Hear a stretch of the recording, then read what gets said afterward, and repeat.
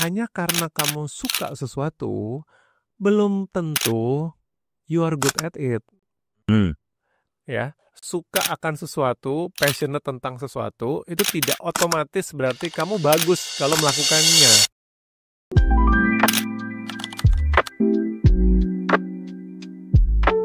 Bang, lagi sibuk apa nih Bang sekarang? Nulis, kuliah, les drum, banyak kegiatan. Tapi tetap nulis tetap mengisi aktivitas sehari-hari Bang ya? Iya dong, karena itu profesi utama saya sekarang. Bang, ini buku-buku dari penerbit Buku Kompas yang ditulis sama Abang, boleh sedikit Bang di summary Bang, dari 7 kebiasaan orang nyebelin banget. Ini 2014 ya Bang ya? Iya, ini adalah buku kedua saya sebenarnya. Ini keluarnya udah 11 tahun yang lalu, 7 kebiasaan orang yang nyebelin banget. Ini bukunya ringan sebenarnya. Ini bicara tentang hal-hal sehari-hari yang mungkin kita nggak sadar lakukan, tapi itu ngeselin bagi orang lain. Ini berdasarkan survei nih, 1.000 orang responden. Oke, Gitu. berarti ada datanya ya Bang ya? Ada data. Iya, ini berdasarkan survei walaupun terkesan topiknya ringan, tapi ada datanya gitu. Filosofi teras. Ya, ini yang udahlah ya. Ya, yang mungkin paling populer saat ini ya. Ini bicara filsafat stoik. Oke. Terus apa lagi itu? Ini kesini berarti kan yang belajar marketing, belajar hidup. Betul, belajar marketing, belajar hidup itu keluar Juli tahun lalu. Saya kan punya pengalaman 25 tahun ya di bidang marketing, periklanan, dan brand. Saya pikir sayang kalau pengalaman sebanyak itu tidak dijadikan sebuah buku, tidak saya bagikan lah. Jadi saya bagikan buku ini, tapi buku ini with a twist. Jadi dia sebenarnya bukan buku marketing. Secara konsep ilmu secara konsep dan klasifikasi dia bukan buku bisnis, tetapi justru dimasukkan di pengembangan diri. Karena konsepnya adalah marketing itu adalah skill yang semua orang harus bisa menguasai. Ya. Gitu. Nah, terus ini 2 buku terakhir yang di akhir tahun 2024 ya Bang ya? Betul, Desember baru terbit. 50 to 20, pesan dari paruh perjalanan. Itu ketika tahun lalu saya berulang tahun ke-49, terus sadar bahwa wah saya tahun ini jadi 50. Jadi pengen ada, itu kan angka cantik ya gitu. Jadi ini perjalanan Abang lah ya kira-kira ya Bang ya? Iya, tapi bukan cerita tentang hidup saya, tapi lebih ke pelajaran hidup ya Bang ya? Akhirnya yang saya dapatkan, yang saya ingin diri saya yang 20 tahun itu tahu. Karena waktu saya 20 tahun saya kan sotoy ya. Tentunya banyak persepsi, opini yang ternyata kalau udah hidup di jalan itu ternyata keliru. Nah, itu saya kirim pesan ke masa lalu. Jadi Abang kayak ngomong sama Abang di umur 20-an gitu ya? Oke, menarik. Jangan melakukan itu. Iya, Coba lakukan ini lebih cepat. Oke. Nah, ini Jaksel nih. Sajak Jaksel. Ini proyek eksperimen saya. Jadi di buku 50 to 20 itu saya bilang gitu, kalau bisa setiap tahun tuh kamu harus melakukan sesuatu yang baru untuk pertama kalinya. Dan saya dapat ide ilham sih waktu di Bali ada acara Singaraja Literary Festival. Saya melihat penampilan penyair, ya ternyata kok mereka membaca sajak itu bagus, tapi bahasanya nggak perlu rumit. Gitu. Dulu itu kan saya suka ada a priori, sajak itu saya nggak bisa nih karena terlalu sulit bahasanya. Ternyata enggak. Jadi saya pikir saya mau coba deh bagian dari eksperimen saya untuk pertama kalinya dalam hidup saya coba menulis kumpulan sajak. Ini kumpulan sajak yang memang bukan berat ya bahasanya Bang, atau gimana?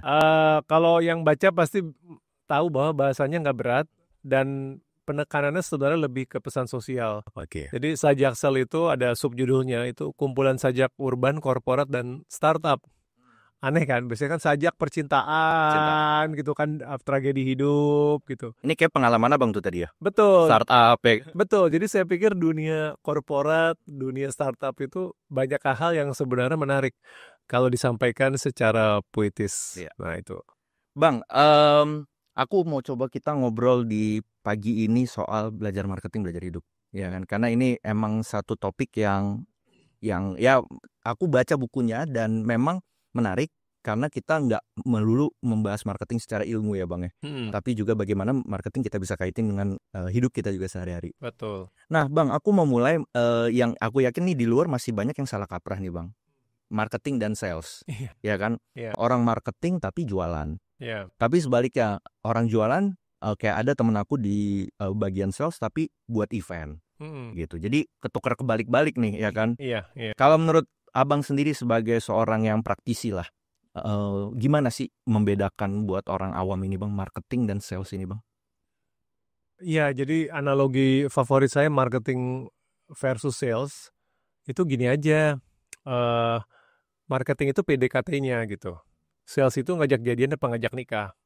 Itu kan dua aktivitas yang ada dua-duanya dan dua-duanya perlu kan. Tapi nggak mungkin dong salah satunya dihilangkan gitu.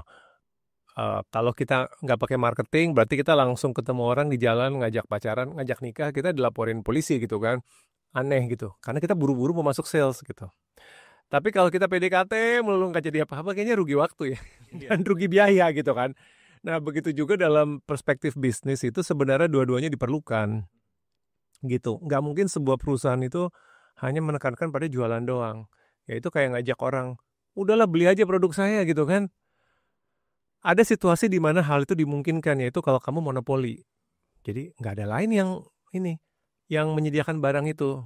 Di kota-kota di luar Jawa kan kayaknya banyak ya bensin itu hanya ada Pertamina. Betul. Itu nggak perlu marketing sebenarnya karena udah monopolistik, orang pasti beli. Tapi dalam banyak situasi di mana kamu ada pesaing, otomatis kamu bakal perlu marketing karena kamu perlu PDKT. Ya. Pilihlah saya, jangan pilih kompetitor. Mm. Nah, gitu loh. Itu Nah, perlu dua-duanya. kalau berarti bang, yang juga sering aku lihat, KPI untuk marketing masih banyak yang berkutat pada sales target. Nah, berarti kalau KPI marketing yang menurut abang lebih relevan tepat apa? Banyak, kita sebutnya brand metric sebenarnya. Jadi metrik kesehatan brand. Seperti medical check-up lah ibaratnya, tapi untuk brand. Kalau medical check-up manusia dewasa kan ada gula darah gitu kan, kolesterol gitu. Nah, brand itu juga bisa diukur dan metriknya itu bukan sales. Jadi macam-macam kayak misalkan seberapa banyak orang yang sudah tahu produk kamu ada, basic brand awareness. Kemudian persepsi mereka terhadap brand kamu positif atau enggak. Mereka rekomen atau enggak brand ini. Nah, itu kan banyak sebenarnya. Nah, memang sayangnya banyak perusahaan di Indonesia yang mungkin tidak merekrut orang yang marketingnya jago atau ngerti marketing itu nggak tahu. Jadi ya udahlah pokoknya semuanya sales gitu. Jadi KPI-nya ya udah sales volume, sales target. Iya. Padahal hasil sales itu kan banyak hal tidak ditentukan oleh banyak faktor gitu di luar brandnya ya kan. Gitu. Makanya harusnya dipisahkan.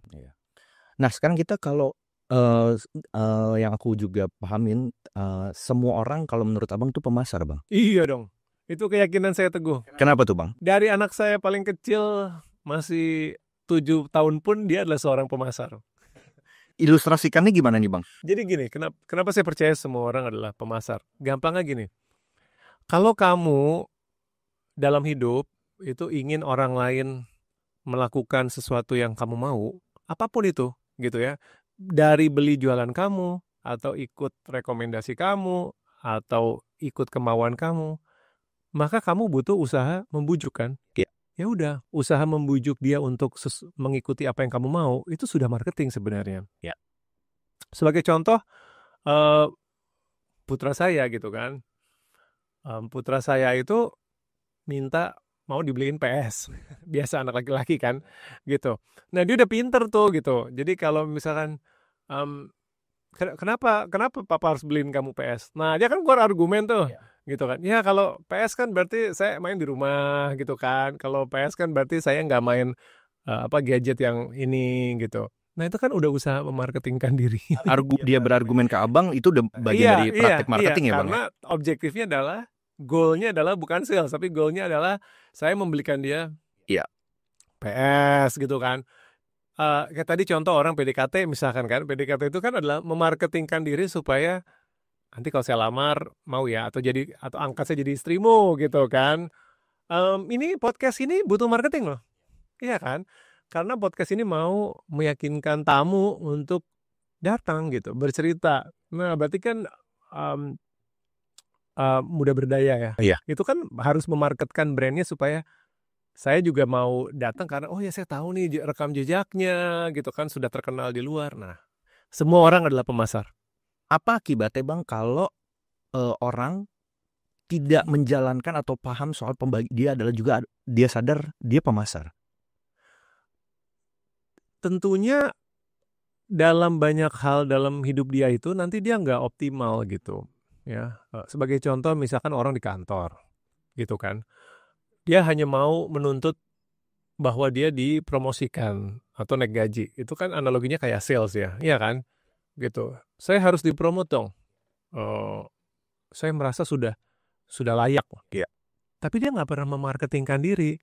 Dia nggak tahu gimana caranya supaya dirinya terlihat oleh manajemen misalkan yang punya otorita wewenang buat menaikkan jabatan. Kalau meeting diem aja. Kalau ada kesempatan buat berinisiatif, buat stand out, sikapnya selalu sinis. Ngapain gue nggak digaji untuk itu. Nah tanpa sadar dia tidak melakukan marketing yang optimal kan. Jadi jangan heran nanti pada saat eh, periode pengangkatan jabatan dia dilewatin. Karena oleh orang yang mau promote dia, ini orang siapa sih? Meeting kagak pernah ngomong gitu kan, nggak pernah ikut kegiatan gitu. Saya pilih sini aja deh, yang kelihatannya lebih stand out, lebih vokal dan inisiatif. Bang, berarti meskipun kalau contoh yang tadi abang dia pintar, terus juga kerjanya bagus, tapi kalau dia bukan pemasar yang baik, akan berat langkahnya di karir. Iya Atau betul, gimana? betul. Sama seperti bisnis. Iya. Tidak semua produk yang menjadi market leader itu sebenarnya produk terbaik secara objektif loh. Oke. Ya kan? Tidak semua mobil nomor 1, tidak semua HP nomor 1, tidak semua snack nomor 1. Itu adalah benda-benda yang secara objektif itu Terbaik ya, kualitas Bang? terbaik, bank nomor 1 gitu. Iya, iya. Tapi mungkin mereka terpilih karena marketingnya optimal gitu. Jadi orang ingatnya mereka. Begitu juga di pekerjaan. Iya. Kamu yang kerja keras, rajin, itu mungkin akan kalah dengan orang yang biasa aja, mungkin nggak terlalu pintar, tetapi dia terlihat oleh pengambil keputusan gitu kan, dia proaktif, dia menyumbangkan saran, walaupun sarannya mungkin nggak bagus, tapi dia kelihatan aktif. Nah itu dia marketingnya maksimal. Nah, di marketing kan kita juga ada konsep positioning ya Bang. Ya, bagaimana kita menciptakan benak tentang produk kita di benak konsumen ya Bang. Betul. Nah, kalau dalam kaitan dengan diri kita sendiri Bang, bagaimana kita bisa membangun positioning yang kalau aku bilang jujur, genuine, tapi juga tidak kamuflase, nggak topeng semata gitu Bang. Ya itu adalah pertanyaan yang menjawab dirinya sendiri karena ya itu jangan bertopeng, jangan berkamuflase, jangan itu. Maksudnya adalah kita ambil dari dunia bisnis dulu ya. Jadi positioning itu apa sih buat penonton kan? Sebuah brand itu kalau disebut itu orang terasosiasikan dengan apa? Itulah positioning di otak konsumen. Mobil Toyota, motor Honda misalkan, air mineral, le mineral, itu apa sih yang terbersit di benak kalau disebutkan? Nah, positioning itu bisa di-drive dan harusnya di-drive oleh si pemilik brand. Nah, cuman dalam penetapan saya ingin produk saya diasosiasikan sebagai misalkan irit atau handal atau sehat dan lain-lain, itu harus berakar pada produk delivery-nya. Iya. Maksudnya kalau produknya nggak sehat, jangan klaim positioning sehat gitu. Itu kan berbohong ya. Kalau produknya nggak hemat bensin, jangan mengklaim dia hemat bensin dan lain-lain. Jadi positioning itu harus dideliver oleh produknya. Dalam short term, orang yang bohong, jadi positioningnya nggak sesuai sama produknya, itu mungkin bisa get away lah. Tapi pada akhirnya akan ketangkap kok. Oke. Ya kan? Mungkin sering baca di komentar konsumen kan, ini Bang ngakunya pelayanan apa, tapi ini pengamanan menimpa saya gitu. Akhirnya jadi bad news gitu. Bad news, ya. Jadi semua kembali ke, kalau untuk diri sendiri, ya kenali kamu punya strength apa, gitu. Kamu tahu nggak strength kamu apa? Kalau ada diferensiator kamu dengan teman-teman kamu, peers kamu apa gitu. Nah, bangunlah positioning kamu seperti itu gitu. Ada beberapa orang kreatif, ya kekuatannya adalah kreatif. Bangunlah positioning dia sebagai orang kreatif. Ada orang lain nggak kreatif, nggak apa-apa, jangan maksa diri punya positioning kreatif. Tapi mungkin saya adalah tekun, saya adalah orang yang kalau mengerjakan sesuatu sampai selesai. Nah itu mungkin posisinya dari situ. Nah, nyambung dari sini Bang, persoalannya hari ini banyak mungkin ya setidaknya menurut pendapat saya aja banyak anak muda nggak tahu dirinya. Nah itu dia. Nah, gimana dia cara membangun positioning? Jadi kalau ditanya Bang, aku juga sering kan kita muda berdaya berinteraksi gitu. coba ceritakan tentang dirimu. Ya mikirnya lama dan akhirnya jawaban-jawaban normatif. Nah, Iya. kalau dirinya nggak tahu gimana tuh menurut abang untuk membangun positioning? Ya, ya ini mungkin topiknya lebih topiknya gede banget ya, nggak bisa dibahas sebentar. Ya ujung-ujungnya adalah kenali diri gitu, dan kenali diri itu kan caranya banyak. Dan yang saya suka pakai sebagai contoh itu adalah jangan mengandalkan asesmen diri sendiri saja gitu. Jadi jangan jangan mengandalkan pemahaman diri sendiri gitu, kayak saya kayaknya orangnya ini deh, saya kayaknya orangnya itu deh. Itu bisa kadang-kadang akurat, tapi kadang-kadang nggak akurat. Atau takutnya justru kamu miss something dan itu butuh orang lain yang lihat gitu. Jadi yang paling basic itu sebenarnya tanyalah sama teman-teman dekat yang tahu kamu banget. Iya. Menurut lu gue gimana sih Iya, gitu ya bang ya? iya. Dan kalau teman itu makin dekat pasti makin jujur kan gitu. Kalau cuma teman basa-basi nanti dikasih jawabannya bagus-bagus saja gitu. Tanyalah sama teman terdekat kamu. Lu berteman sama gue udah segini lama, menurut lo gue tuh positifnya, strength-nya apa sih? Tapi lu jujur, lu kasih tau gue weakness-nya apa. Nah dari situlah nanti baru kita bisa membangun positioning diri kita ya bang ya. Itu titik basic banget ya. Iya. Tapi kan ada tools-tools lain, kayak misalkan tes bakat kan sekarang banyak online yang nggak itu karakter. Nah itu perkayalah Oke. gitu. Nah kalau di marketing juga kita juga ada bang, aku juga pernah ngalamin ada trade off ya bang ya. Maksudnya dalam arti seperti yang abang juga bilang di buku abang, nggak mungkin kita memuaskan semua orang. Betul. Ya kan? Ada yang harus kita pilih sebagai fokus dan ada yang harus kita korbankan. Nah Betul. pertanyaannya bang, bagaimana kita menentukan oh ini yang harus kita pilih, ini yang harus kita korbankan dulu? Choose based on strength, saya bilang gitu. Jadi kan kata passion tuh kayaknya sekarang lagi happening banget ya. Find your passion gitu kan. Saya adalah orang yang agak kontra dengan istilah passion. Oke, apa-apa bang, kita sharing-sharing bang. Karena begini, sebenarnya kata passion itu nggak salah, tapi disalah mengertikan menjadi sesuatu yang kamu suka lakukan. Padahal sebenarnya kurang tepat gitu. Jadi passion lo apa? Gue suka nyanyi gitu kan, atau nggak tahu. Passion gue fashion gitu. Iya. Itu artinya kamu suka dunia itu. Tetapi hanya karena kamu suka sesuatu, belum tentu you are good at it.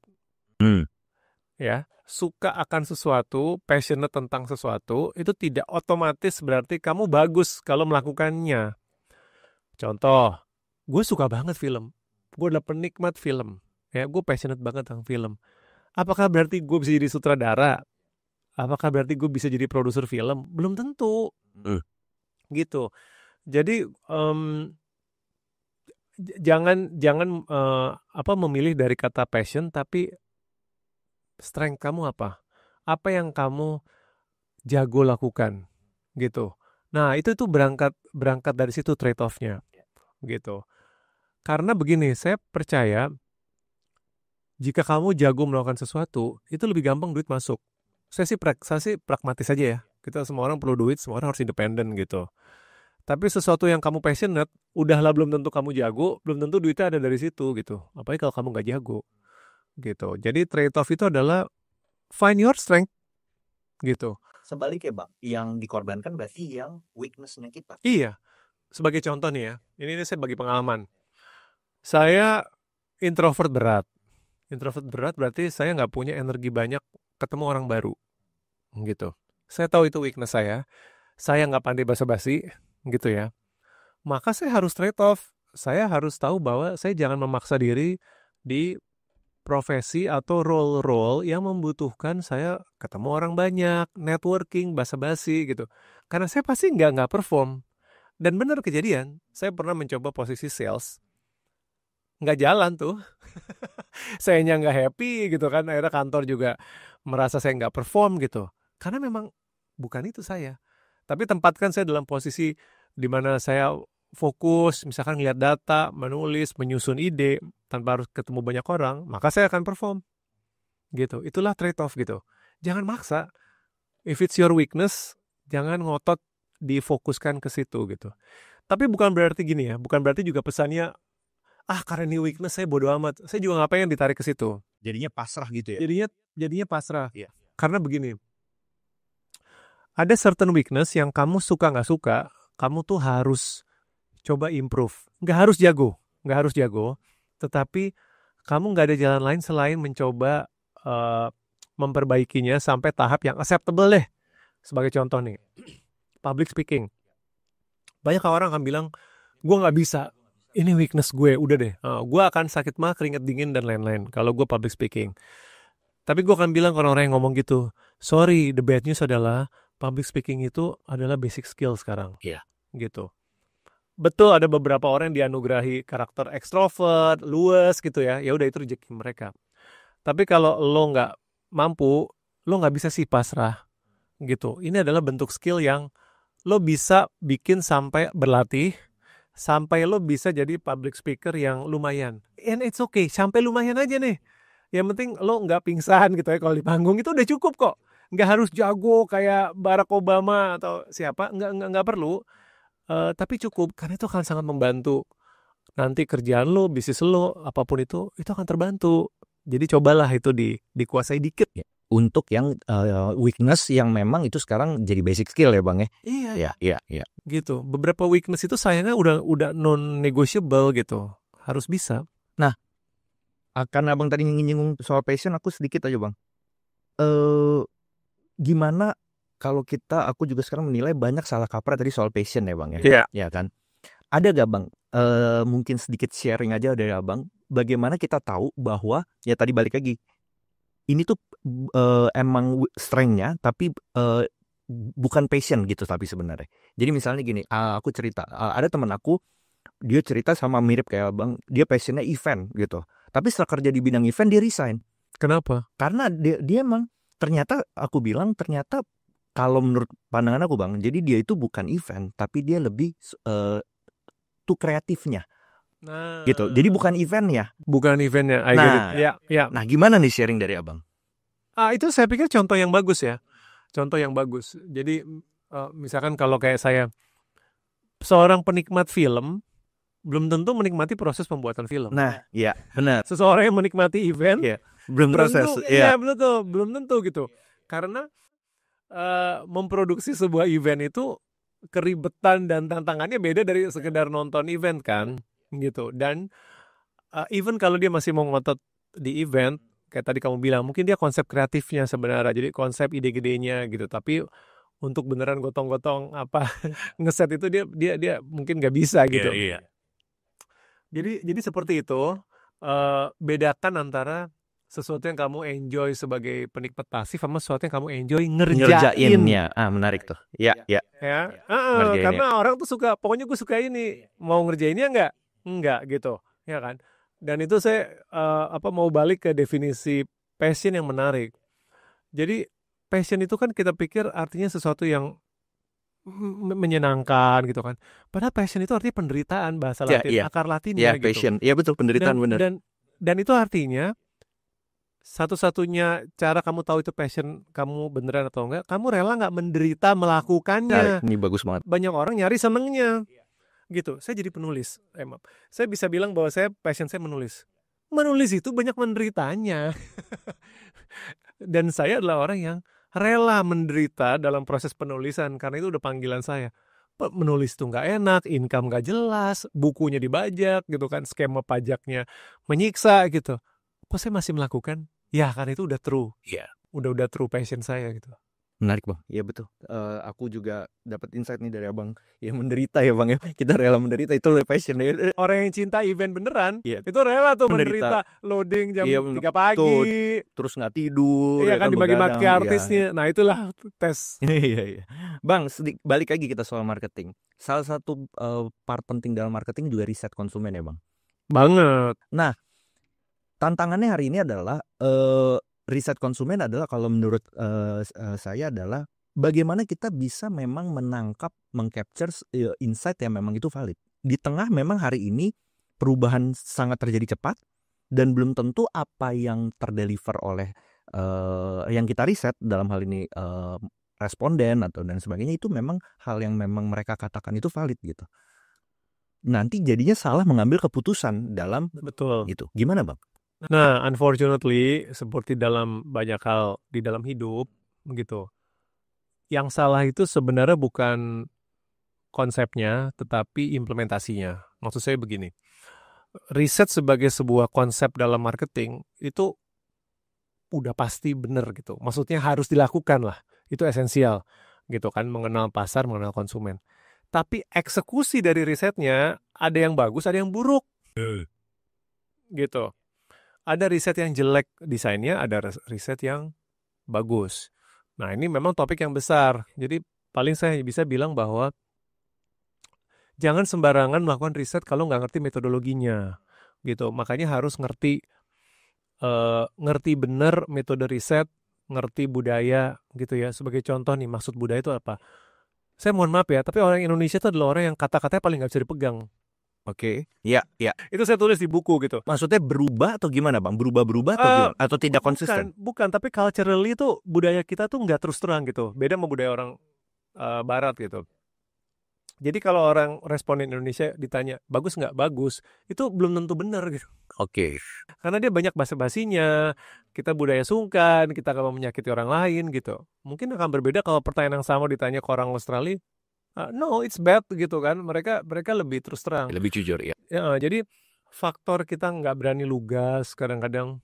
Oh ya, di Indonesia pun ada variasi, ya kan? Pertanyaan yang sama di Jawa sama pertanyaan sama di orang Sumatera mungkin beda gitu, karena orang Sumatera bisa lebih ini. Nah, itu kan nuansa-nuansa kecil yang pada saat orang melakukan riset pasar tuh harus ngerti gitu. Dan kalau pertanyaannya salah, nanti dapat jawabannya salah. Dia dapat jawaban suka produknya, padahal tuh jawaban sungkan gitu. Ngerti kan, jawaban basa-basi karena nggak tega bilang jelek. Jadi perhatikan metodologinya, perhatikan eksekusinya benar atau enggak gitu. Nah, kemudian tadi kamu nanya soal perubahan. Iya kan? Ya. Jadi Karena kan perubahan cepat nih, Bang. Betul. Jadi mereka jujur, tetapi misalkan jawabannya bisa berubah lagi. Nah, ini saya punya opini bahwa pemahaman kita tentang konsumen itu ada layer-layernya. Gitu. Ada layer yang paling superficial, jadi yang paling di luar, terus sampai yang paling ke dalam. Gitu. Nah, saya bisa katakan yang berubahnya cepat itu pasti yang superficial. Pasti yang di luar. Kalau kamu nanya, kalau kamu risetnya adalah sekarang siapa ya, saya nggak tahu, seleb TikTok atau selebgram yang populer gitu. Itu jawabannya ini bisa berubah dalam tempo 6-8 bulan lagi. Lagu apa yang ngetop? Ya, kebetulan kita riset tuh, Bang, tiap 3 bulan dan emang berubah terus. Iya, pasti berubah. Iya kan? Berubah. Lagu apa sih yang lagi populer gitu kan? Ini atau istilah apa slang anak muda yang lagi rame? Kamu ngobrol hari ini, kamu survei hari ini, 2 minggu lagi udah basi, udah nggak dipakai. Nah, yang berubah cepat itu pasti yang sifatnya hanya superficial. Dan menurut saya untuk marketing dia malah yang paling nggak penting menurut saya. Gitu. Jadi baju apa sih yang lagi tren sekarang? Makeup apa sih yang lagi tren gitu? Oke lah, sebagian mungkin penting karena hubungannya sama produk development. Tapi perhatikan apakah ini sifatnya tren cepat sekali atau akan berubah gitu. Karena itu kebanyakan nanti relevansinya hanya buat komunikasi sih. Kalau kamu mau bikin konten video, ya tentunya mau pakai bahasa yang kekinian gitu kan. Bahasa zaman now. Istilah zaman now aja udah gak dipakai sekarang, inget ya? Zaman now itu kayaknya 2-3 tahun lalu. Lihat gak perubahan cepat sekali? Iya kan? Udah gak ada lagi yang pakai itu. Sekarang saat kita ngomong nih ada statue apalah saya nggak tahu gitu kan. Itu 3 minggu lagi mungkin udah hilang. Nah itu menurut saya itu sifatnya insight yang sangat tactical gitu, tapi bukan strategis. Nah, orang marketing jangan terjebak di sini. Orang marketing jangan terjebak di tren-tren yang cepat berlalu, karena itu bikin brandnya nggak kuat. Kamu masuklah ke layer yang lebih dalam gitu, yang tidak banyak berubah. Sebagai contoh, apa sih kekhawatiran anak remaja misalkan? Dan itu susah ya, Bang, menggali itu. Betul, makanya tadi kembali ke metode riset yang ini, jangan cuma ngandelin kata-kata gitu kan. Perhatikan apa yang kita lakukan. Orang Indonesia itu kata-katanya nggak bisa dipegang, jadi liatin tingkah lakunya aja. Gitu, ya. Bangsa Indonesia itu bangsa yang konon paling religius gitu kan, tapi paling korupsi juga kita. Jadi kan paradoksial ya. Paradoks. Jadi lihat aja apa yang kita lakukan, jangan lihat apa yang kita omong. Pegang itunya gitu. Begitu juga konsumen. Nah, layer yang paling dalam itu apa sih kekhawatiran? Misalkan anak muda, kekhawatirannya apa sih? Pasti nggak berubah-berubah. takut nggak disukai teman, takut nggak disukai lawan jenis, takut jomblo, takut nanti gue nggak menikah, takut nggak dapat kerjaan. Itu dari dulu juga begitu Dari ya Bang? dulu juga Begitu, gitu. iya. Lihat nggak? Iya. At the core itu pasti nggak banyak berubah, dan marketing itu harusnya masuk ke sini. Oke. Ngerti konsumennya di sini gitu kan. Seorang suami kekhawatirannya apa, seorang istri muda kekhawatirannya apa gitu kan. Kejar itunya, nanti urusan mereka gaya rambutnya, gaya bajunya, artis siapa yang lagi disukai, itu tuh nanti aja, itu tuh tactical gitu, itu nanti gitu. Tapi strong brand itu datang dari memahami Iya, yang paling dalam tadi ya. yang lebih dalamnya, Iya. betul. Dan itu nggak banyak berubah. Di marketing aku juga belajar soal diferensiasi, Bang. Diferensiasi, ya. Nah, tetapi hari ini dari yang aku alami dan aku baca-baca juga, nggak ada yang baru Bang di bawah matahari ini sekarang Bang. Sepakat. Iya kan. Nah, gimana kita menemukan diferensiasi dengan DNA yang unik ini Bang di era hari ini gitu Bang? Nah, makanya konsep diferensiasi itu untuk beberapa kategori produk itu memang sudah makin lama makin gak relevan gitu. Dan sebenarnya saya meminjam konsep dari Profesor Byron Sharp, itu profesor marketing yang menurut saya layak diikuti ya, didengarkan gitu. Dia menambahkan konsep baru namanya distinction. Oh, distingsi. Iya. Distingsi gimana nerjemahin enaknya? Berarti ada terms yang berbeda antara differentiation dan distinction. Beda, Oh, beda. Gimana tuh? Karena begini, kalau differentiation itu produknya berbeda secara real. Gitu. Sebagai contoh nih ya, oke, saya contoh yang paling gampang aja deh. Misalkan iPhone dengan Android, itu operating systemnya itu terdiferensiasi. Beda, iya. Beneran beda, gitu ya. Beneran beda karena ya memang desainnya, teknologinya, codingnya, everything tuh beda gitu antara Android sama iOS. Itulah diferensiasi. Distingsi itu adalah sebenarnya dua produk ini itu identical sih, sebenarnya delivery-nya sama gitu. Jadi misalkan shampoo anti ketombe, merek A, merek B, ya dua-duanya khasiatnya sama kan, anti ketombe, mau diapain lagi gitu. Gitu kan, itu dia nggak bisa didiferensiate lagi gitu ya. Atau sesama HP Android itu kadang-kadang udah tipis-tipis tuh speknya Ya, berbeda nih. jadi dia udah nggak ada differentiation. Deterjen misalkan mau nyuci baju, dari zaman saya kecil juga deterjen itu bilangnya baju paling putih melindungi warna, udah gitu aja. Dengan merek-merek, semua merek Mau merek gonta-ganti kan. Jadi kenyataannya banyak kategori produk yang susah mencapai perbedaan real di level produk. Makanya yang dibilang oleh Profesor Sharp, kalau keadaan itu yang kamu hadapi, kamu harus punya distinction.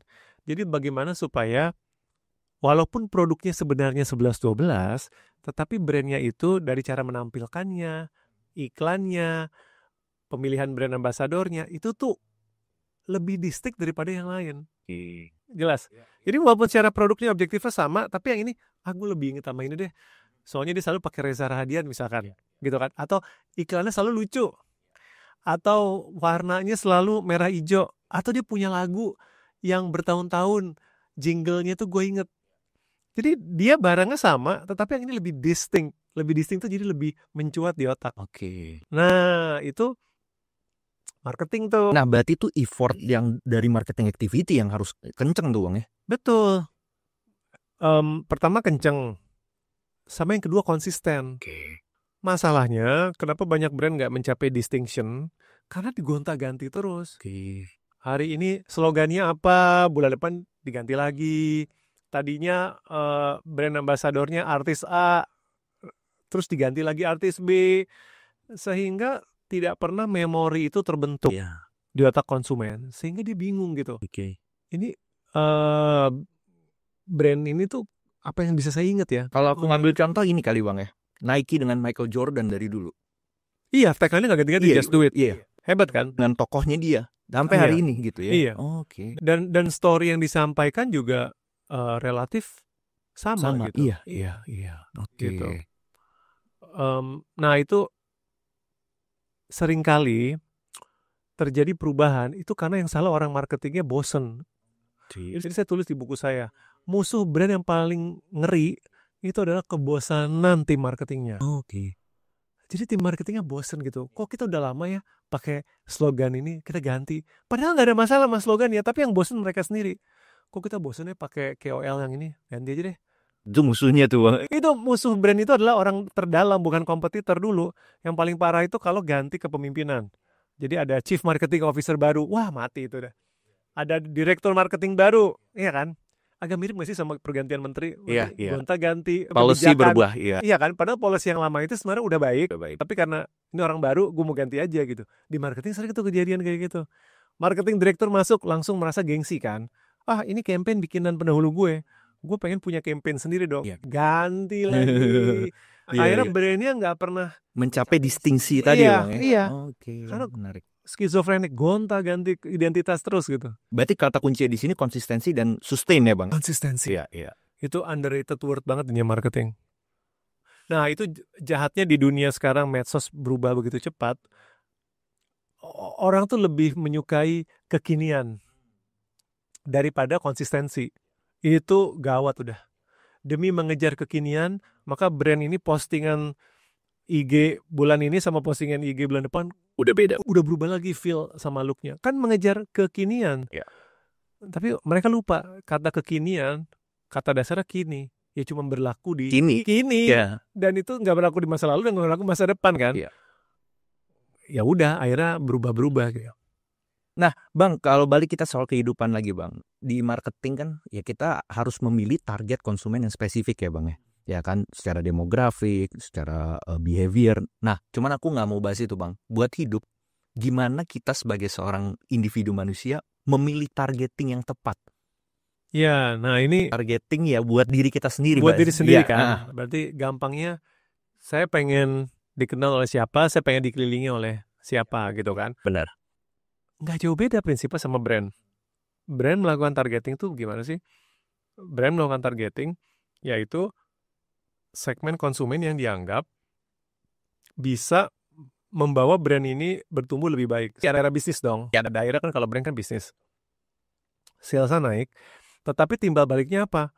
Brand juga memilih segmen yang menurut mereka bisa mereka layani paling baik. Betul. Ya kan? Ada brand yang memilih, saya memilih segmen orang yang mencari pelayanan istimewa. Kenapa? Karena saya bisa deliver itu.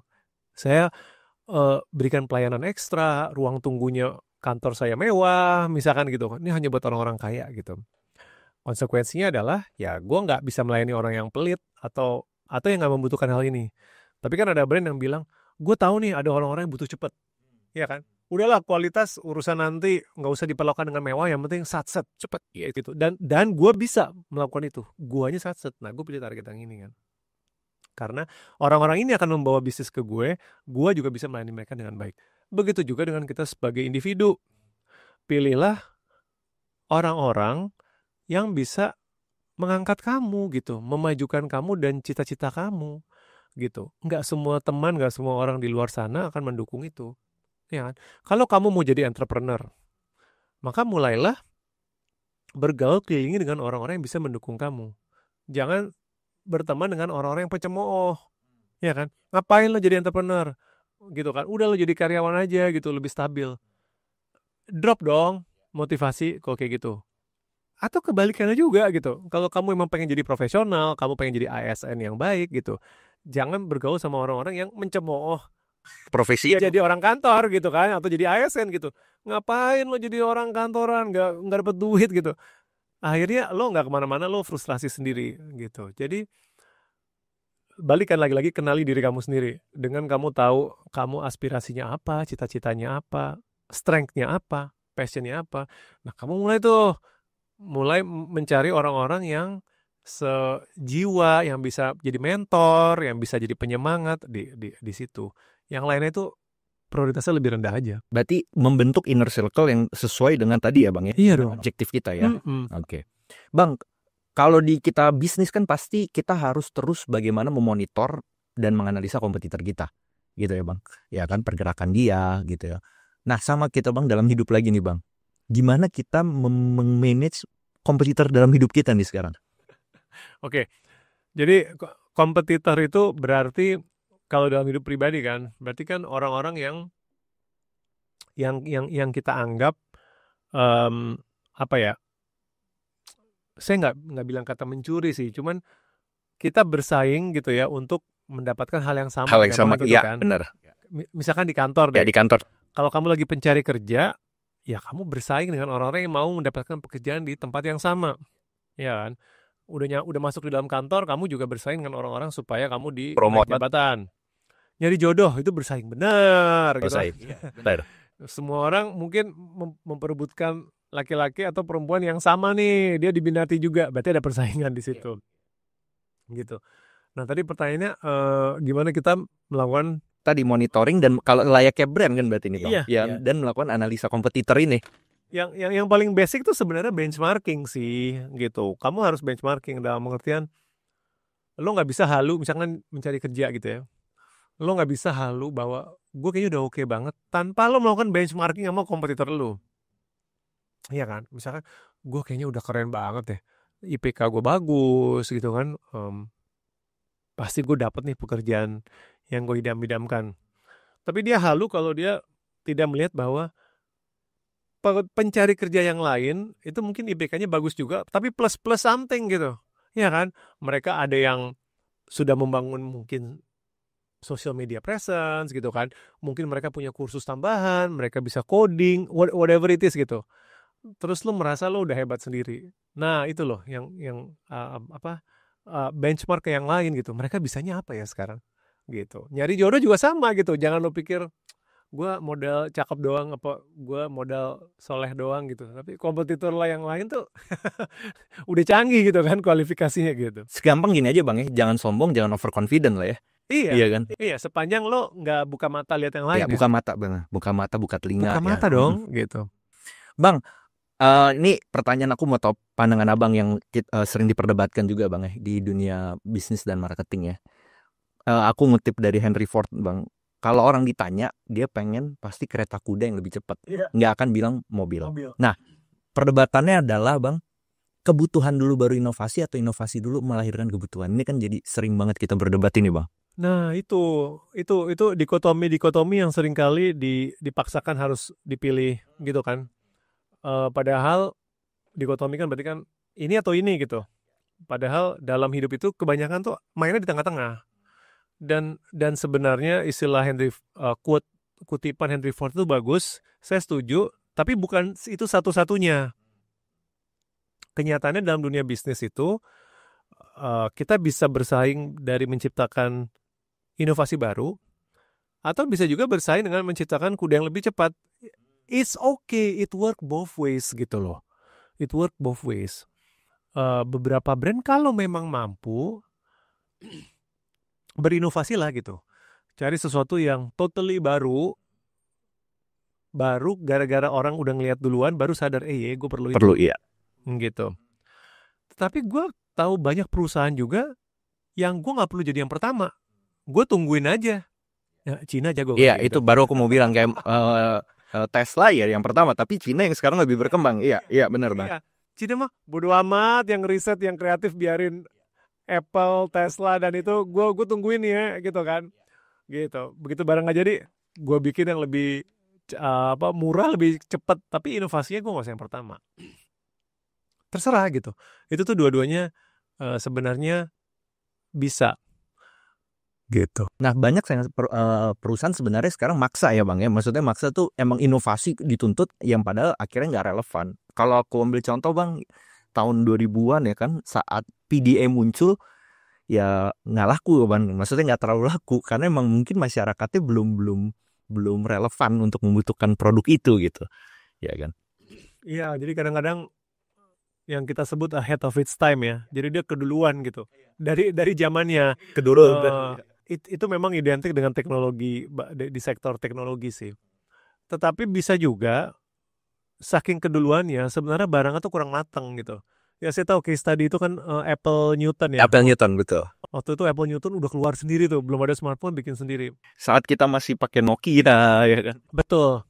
Cuman kalau dibaca reviewnya, dia juga teknologinya nggak matang gitu. Jadi banyak yang masih glitch, nggak mulus gitu. Jadi kadang-kadang bisa jadi produknya nggak perform selain dia keduluan ya, gitu. Cuman mungkin yang menarik itu adalah bagaimana kita meriset tentang hal yang belum ada gitu kan. Dan kalau menurut saya tuh kadang-kadang orang nggak minta spesifik barang, tapi kita udah tahu pain point-nya gitu. Pain point maksudnya. Iya, ada di buku abang ya pain point. Iya, hal apa sih yang sebenarnya orang itu menderita, tapi saking nggak ada pilihan, jadi mereka diem aja, tapi sebenarnya menderita gitu. Nyaman dengan status quo ya bang ya. Ya, nah itu butuh mata yang jeli untuk melihat enggak sih sebenarnya dia nggak happy gitu. Saya ambil contoh gini kali. Saya suka mau inovasi ini loh, gym yang personal, tahu nggak? Sekarang udah ada gym yang cuma buat masuk satu orang. Oke. Iya. Itu tuh keren banget tuh. Jadi gym itu kamu booking pakai app, nanti jamnya kekunci, kamu datang, ya. Itu bentuknya mungkin cuma kayak gini nih, nggak lebih besar daripada ruangan ini. Alatnya komplit, kamu nge-gym sendirian. Private deh bang ya. Private, Iya. gitu. Itu zaman dulu siapa yang minta sih? Nggak ada. Nggak ada yang minta. Nah. Nggak ada yang minta tolong buat sebuah gym personal. Tetapi pain point-nya udah ada belum? Udah ada. Contoh, pasti punya temen yang bilang gini, gue mau nge-gym tapi gue malas banget kalau rame banget, sumpah. Atau nggak malu biasanya. Atau malu, iya. Iya kan? Gue malu, gue nggak oke, gue belum kuat. Betul. Gitu. Pain point itu udah ada. Orang-orang yang datang ke gym itu malam banget atau pagi banget, kalau kita tanya, lo kenapa ke gym jam segini? Biar nggak ada orang, men. Nah, berarti kan sebenarnya ada. Mereka tidak mampu bilang gue butuh gym personal, tapi sudah ada segmen orang yang gue kalau bisa olahraga sendirian aja bisa nggak? Iya. Nah, butuh otak yang inovatif buat menciptakan. Iya. Gue bikin aja gym personal. One man gym, itu kan keren. Udah dengar konsep party sambil ngopi, rave party tapi pagi, itu ada tuh agak lumayan viral tuh. Itu kan keren. Itu inovasi loh. Inovasi. Gitu. Gue akan bikin party DJ jam 10 pagi. Minumnya kopi. Kenapa? Karena nggak semua orang seneng alkohol, nggak semua orang seneng begadang. Kadang benar. Tapi banyak orang seneng partinya, suasana musiknya seru, ketemu orang baru. Jadi tuh, gitu kan? Party tapi ngopi. Jadi menemukan pain point itu ya bang, yang emang harus penting banget ya. Iya. Dengerin kata-kata orang kalau mulai, lo kenapa nggak pengen ini sih? Aku males lah. Gitu. Gue banyak asap rokok. Orang pada mabok, padahal gue gak minum gitu kan. Gue udah ngantuk main jam 9 gitu. Dan udah ada juga loh, kayaknya itu buat lansia kayak gue sih. Jadi partinya malam tapi jam 7 malam udah mulai. Cocok tuh buat gue tuh. Iya benar. Dapat segmennya, dapat opportunity. Gitu. Oke, bang. Sedikit soal nama bang. Shakespeare bilang kan, apa arti sebuah nama? Mawar tetaplah harum meskipun dia disebut dengan nama lain. Betul. Menurut abang, sebegitu penting nih nama sekarang di era hari ini bang? Nama nih konteksnya brand name atau? Brand name terutama. Gue bilang iya loh. Gue bilang iya, dan itu ada basis psikologinya gitu. Jadi ada konsep yang namanya fluency. Jadi sebuah brand yang makin mudah disebut itu lebih mudah diingat. Dan kalau dia lebih mudah diingat, pada saat nanti konsumen harus butuh beli barang itu, lebih gampang dia ingat brand itu. Makanya fluency gitu. Jadi janganlah memberi merek itu yang ribet banget gitu kan, yang susah disebut, atau kalau disebut pengucapannya bisa beda-beda gitu. Nah itu penting sih buat. Nah, kenapa aku ini misalnya contoh nih bang ya kan, nggak tahu nih abang, aku yakin nggak tahu nih merek air minum ini, tapi abang tahu merek yang paling terkenal ya misalnya yang depannya A ya kan. Nah berarti nama yang asli dia nggak penting nih bang, atau gimana? Nama padahal ini bukan produk A, ini nggak diingat berarti bang namanya. Iya betul. Tetapi kalau dia pengen di kalau dia ada di rak gitu kan, dan ada beberapa merek gitu. Nah itu merek yang nggak dikenal itu, yang tidak familiar itu cenderung merugikan brand itu. Karena image gitu. Again, familiarity itu penting ya gitu. Nah gini loh, ada beberapa kategori, makanya memilih air mineral ini sebenarnya kurang pas karena dia komoditas kan. Karena udah komoditas ya. Nah, aku juga mikir gitu. Betul, ada beberapa kategori yang dianggap udah dia terserah gitu. Tapi kan kebanyakan kategori nggak kayak gitu.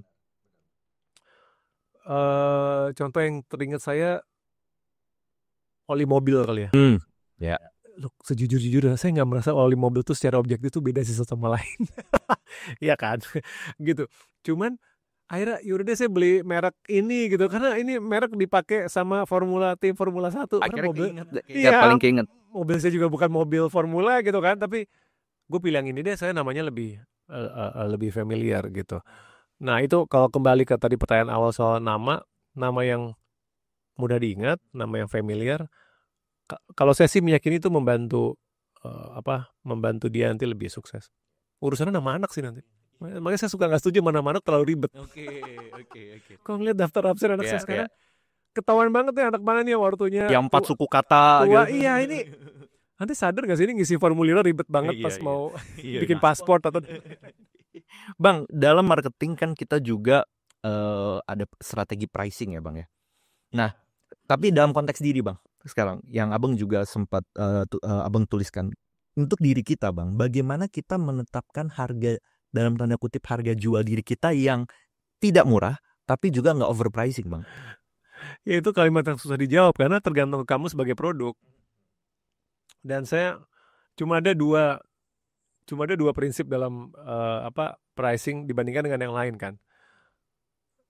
Kalau lo sama aja dengan yang lain, udahlah nggak ada diferensiasi, nggak ada distinction, then you better be cheap. Oke, segampang itu kan. Gitu. Kalau lo nggak bisa justify, gitu, ya barang gue udah sama, nggak unik-unik juga, maka lo akan terjebak dalam pertempuran harga dan lo nggak ada cara lain, gitu. Tetapi kalau brand lo distinct, malah syukur-syukur diferensiasi, ya jadi memang real beda gitu.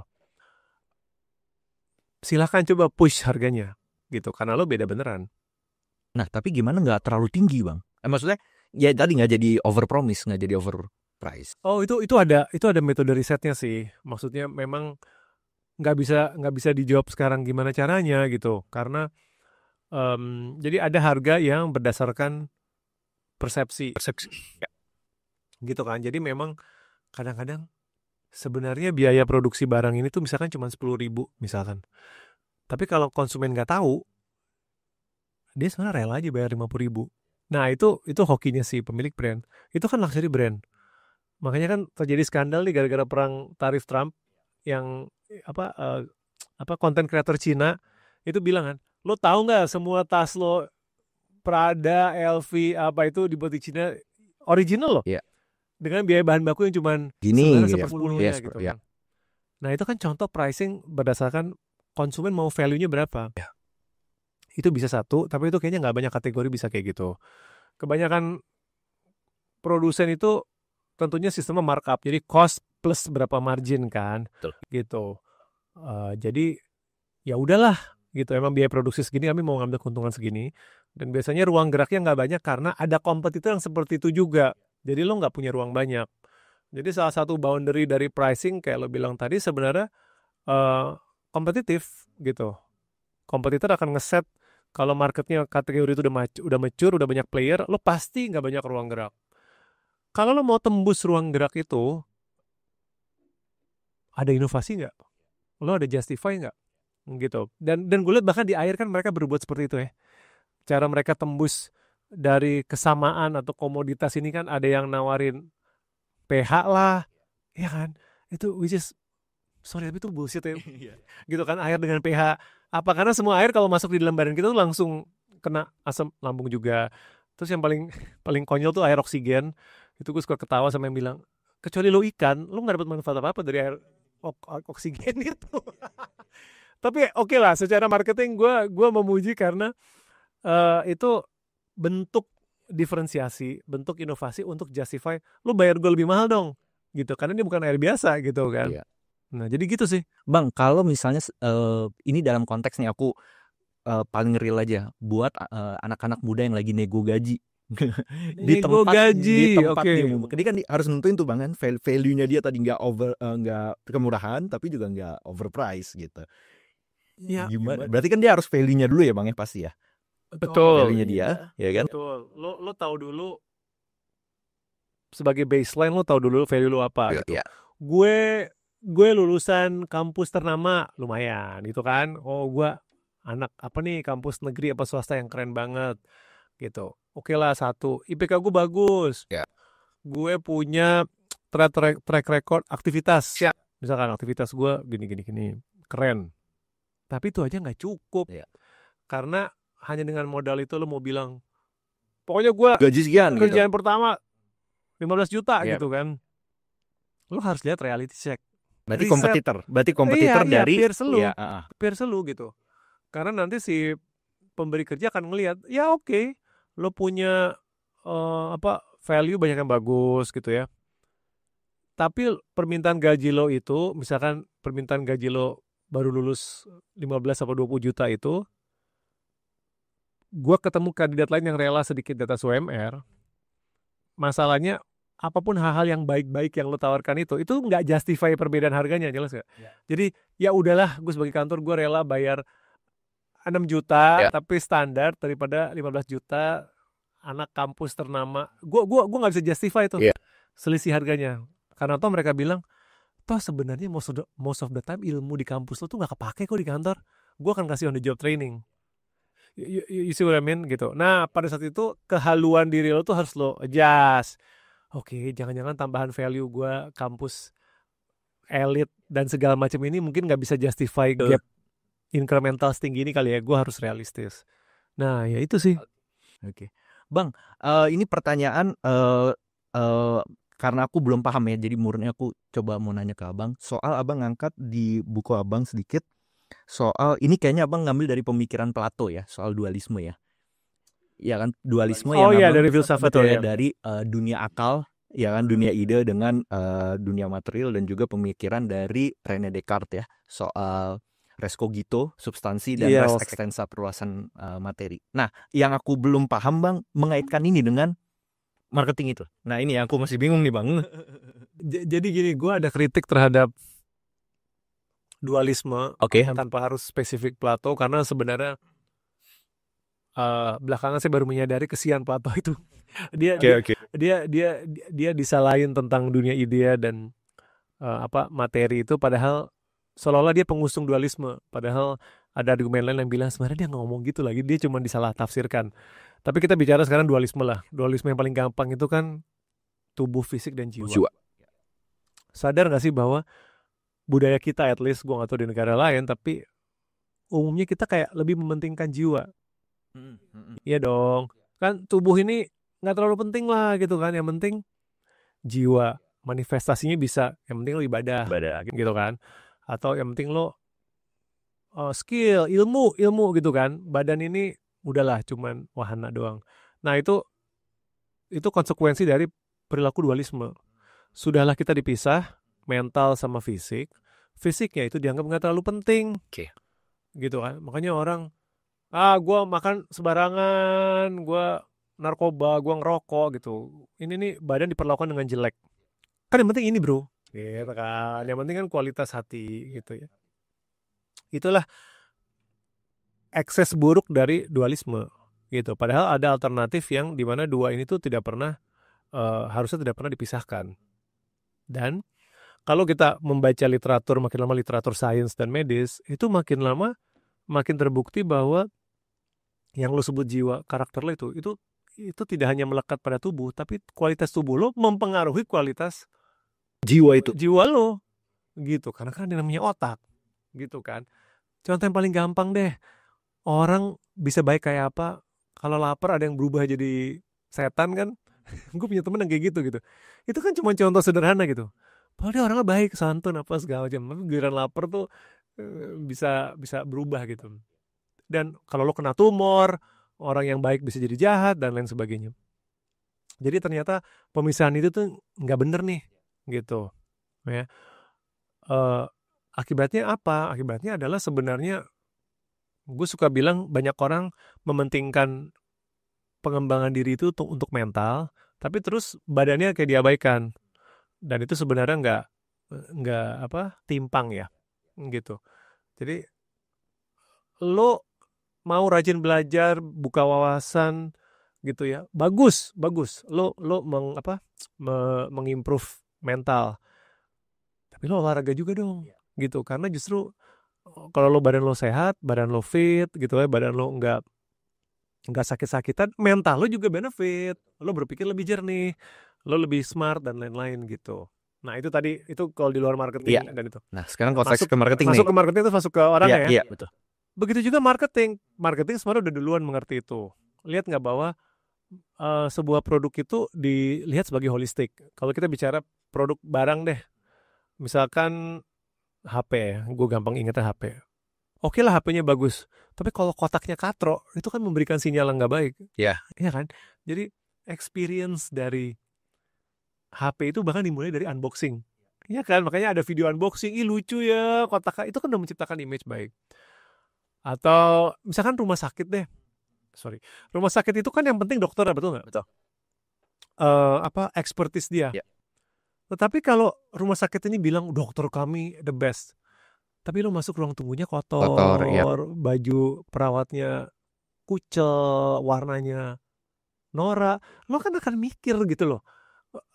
Kata lo dokter lo jago sih, tapi lo kemasan ininya kok ngeri ya. Lihat nggak bahwa itu tuh harus holistik, gitu. Bank misalkan kan, bank dari dulu bank fisik, lo pengen masuk ruang tunggunya menyenangkan. Kalau sekarang digital bank berarti UI-nya harus terasa baik gitu kan. Walaupun bank lo mungkin bagus, bunganya tinggi, transfer aman, tapi kalau UI-nya ini kok kayak bikinan kemarin sore gitu kan, lo juga akan ragu-ragu kan. Nah itulah pendekatan secara holistik itu loh. Dalam marketing itu emang jadi mulai dari kemasan, dari substansi produknya. Betul. Nah kembali sekarang ke manusia. Ya. Treatmentnya gitu juga. Gitu. Dua pencari kerja yang sama, kualifikasinya sama, IPK sama, kampusnya sama, skillnya sama. Ya. Tapi yang satu wangi, bersih, ke interview tampilannya sharp, profesional. Yang satu ala kadarnya, ini kan apalah gue gitu kan. Ini apaan sih perusahaan startup doang gitu. Dengan klaim yang penting kan otak gue yang gitu. penting otak gue dong. Iya. Yang penting nilai gue. Tetap aja human nature pasti akan kita tertarik sama yang lebih baik kemasannya gitu. Oke. Dan orang seringkali makin mengabaikan itu gitu. Yang penting yang dalamnya aja, men. Who cares tentang luarnya? Salah. Lo akan mati di persaingan. Don't judge a book by its cover. Salah. People judge book by its cover. Benar. Iya. Gue banyak liat toko buku, ini kenapa covernya jelek banget ya Tuhan, gitu kan, kayak lo niat gak sih, gitu. Bahkan gue bilang cover skripsi anak S1 aja lebih bagus kali daripada buku ini. Kayak gak dipeduliin covernya. Gimana mau diangkat sama pembaca, gitu, kalau covernya jelek, gitu. Jadi sorry, people judge by the cover. Jadi ya. Wah, berarti menarik ya. Abang tarik justru dari dualisme ya Bang ya. Ya luar biasa. Maksudnya pemikiran itu bisa ditarik gitu. Sesuatu yang aku aja gak kepikir gitu dari pemikir dualisme Bang. Tapi bisa tarik ke marketing dan ke orang ya kan. Bang, pertanyaan terakhir. Gimana Bang lihat marketing secara umum ke depan di era singularity dan AI? Aduh, ribet banget kata-katanya lo. Singularity lah ya. Gue sih percaya prinsip gue sederhana aja. Sepanjang ada persaingan, sepanjang dalam sebuah pasar atau kategori produk itu banyak pemain, ya marketing akan selamanya diperlukan, gitu. Itu aja sih. Satu-satunya tempat di mana tidak ada marketing itu ketika lo monopoli. Udah. Tapi di momen ada 2 brand aja, 3, 4, 5 gitu kan, maka proses PDKT itu menjadi makin intens dan makin penting. Kehadiran AI menurut gue generally positif gitu ya. Tapi dia bukan segalanya. Maksud gue gini, gue ambil contoh riset deh. Kita tadi ngomongin riset.